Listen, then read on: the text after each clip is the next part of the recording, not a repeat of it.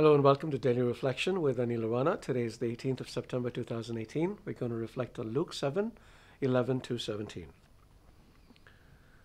Soon afterwards, Jesus went to a town called Nain, and his disciples and a large crowd went with him. As he approached the gate of the town, a man who had died was being carried out. He was his mother's only son, and she was a widow, and with her was a large crowd from the town. When the Lord saw her, he had compassion for her and said to her, "Do not weep." Then he came forward and touched the bier, and the bearers stood still. And he said, "Young man, I say to you, rise." The dead man sat up and began to speak, and Jesus gave him to his mother. Fear seized all of them, and they glorified God, saying, "A great prophet has risen among us, and God has looked favorably on his people." The word about him spread throughout Judea and all the surrounding country, the gospel of the Lord. One of the things I always tell people to do is to put themselves in the picture whenever they read a story in the Bible.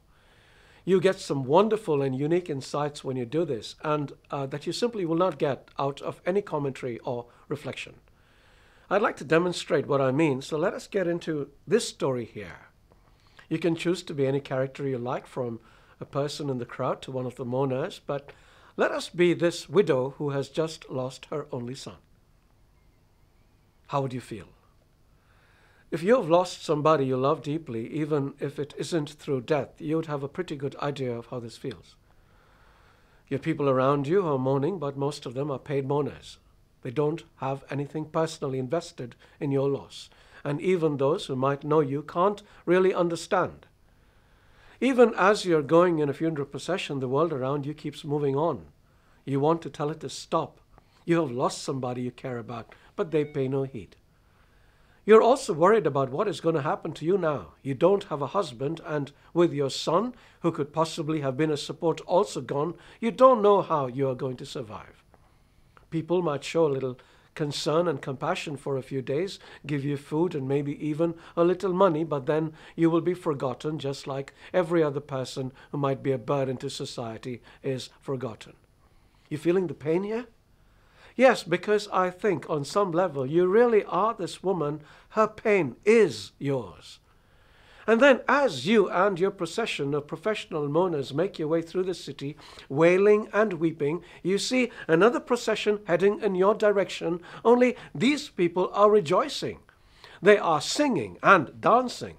There is a smile on every face, and they look so happy.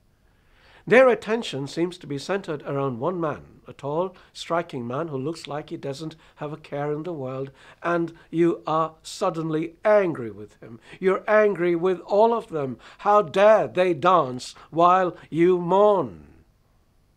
And then the man looks at you. The smile fades from his eyes, and compassion fills them. "Do not weep," he says. And you wonder at his words. Doesn't he know your son is dead? But he knows, because he saw your dead son on the bier before he spoke to you. And then he speaks to your son. "Young man, rise." And you wonder, is he mad? And to your shock and the shock of everybody else, your dead son comes back to life.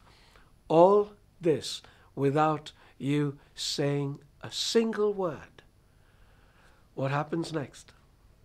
You are there. You tell me. And what did you learn by what just happened? Again, you tell me you were there.